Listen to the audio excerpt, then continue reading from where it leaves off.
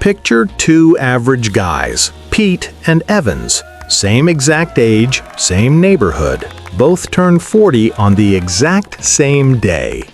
Nothing was ever handed to them, no secret inheritance and no lucky breaks. By age 55, Pete is completely free. He wakes up without an alarm clock. He chooses exactly what to do. His money works hard while he sleeps.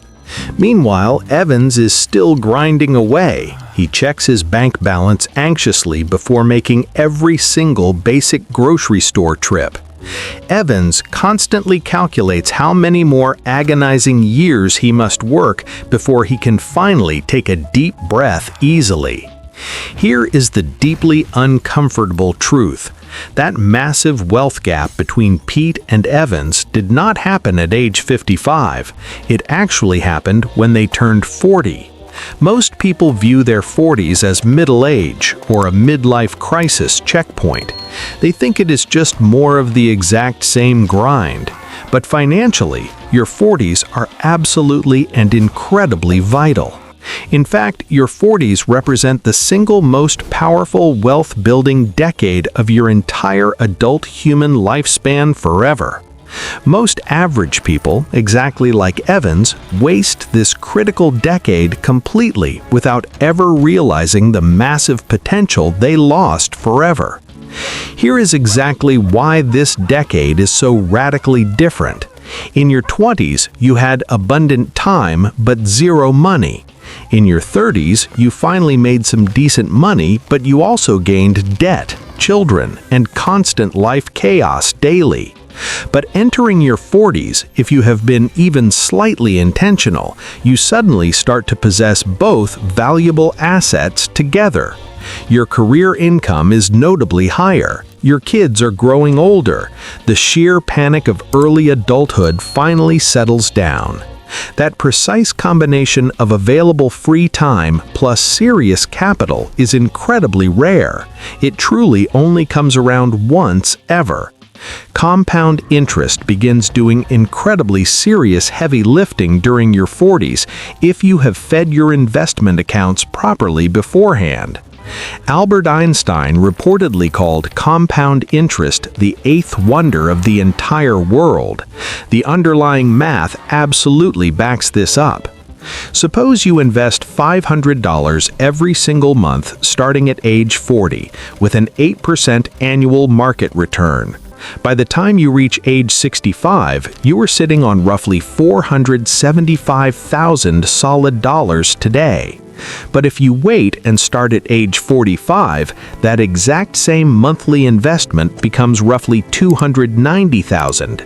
You make the exact same monthly contribution and get the exact same interest rate, just starting 5 full years apart. That delay means nearly $180,000 lost. The relentless clock simply moved against your financial future completely.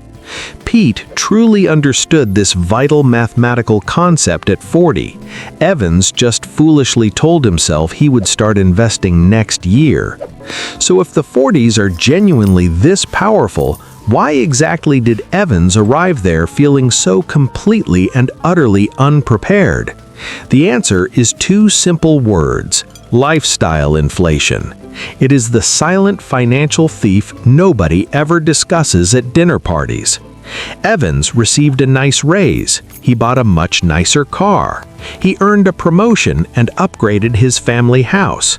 His annual income grew significantly, yet somehow every single year his actual bank account balance stayed exactly the same size. The truly terrifying part is that it felt like real progress. He was earning much more and living much better. But hidden just underneath the flashy surface, his actual net worth was barely moving upward at all over the years. There is a proven psychological term describing this phenomenon. Hedonic adaptation constantly destroys your future wealth-building potential very silently. The more stuff you acquire, the more normal everything feels, and the more spending you need to feel completely satisfied. Evans was never actually getting richer. He was just running much faster on a treadmill to stay in place financially. By this critical point, he had built an entire expensive life totally dependent around his monthly corporate paycheck coming in. The heavy mortgage, the luxury car payments, and the private school tuition all demanded his constant high level of income. The lavish annual vacations felt absolutely necessary. Everything was tied strictly to what he earned, not what he actually owned. So when someone asked Evans what would happen if he stopped working tomorrow, his honest internal answer was utterly terrifying. Without that next direct deposit, his entire lifestyle immediately collapses into absolute ruin. That is clearly not financial freedom. That is simply living inside a beautifully gilded golden cage. Pete looked at the exact same paycheck and chose differently. So what exactly did Pete do differently during this decade? It fundamentally comes down to one massive mental paradigm shift.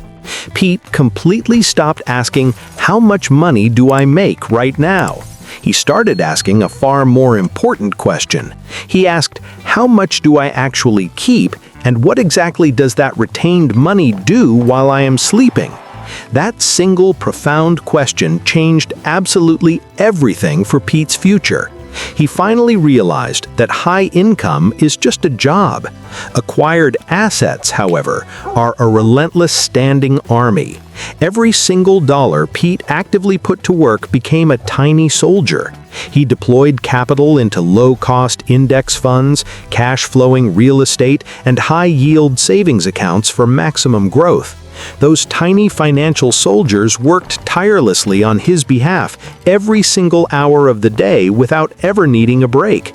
Pete's ultimate goal was not just earning more new dollars, his goal was perfectly deploying the soldiers he already commanded.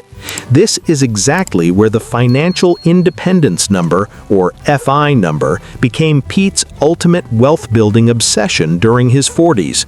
Your FI number is the exact total amount of invested money you actually need to live off the generated returns. You can live completely free indefinitely without ever needing to touch or deplete your original principal investment balance at all. The most widely accepted formula for this is called the 4% rule, and it is crucial for early retirement. If you safely withdraw 4% of your investment portfolio each year for living expenses, you are totally financially free.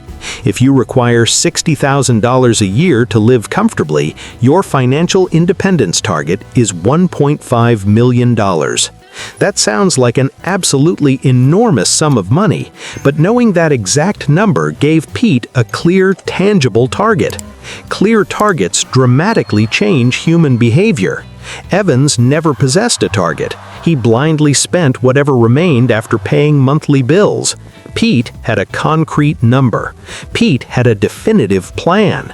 By his mid-40s, that strategic plan was rapidly accelerating. So what were the actual daily decisions that permanently separated Pete and his financial destiny from Evans this past decade? First was the major mortgage decision. Both men were right in the middle of paying their home mortgages at 40. Evans refinanced his home loan, pulled out stored equity, and expensively renovated his kitchen. It felt like a smart move. His house looked absolutely fantastic to neighbors. But Pete looked at his own home equity and saw something entirely different. Pete saw trapped capital. He cleverly redirected that home equity straight into purchasing reliable, long-term, income-producing market assets. One man's financial move built his gilded cage much tighter. The other man's brilliant move effectively built the exit door. The second choice was the retirement account decision.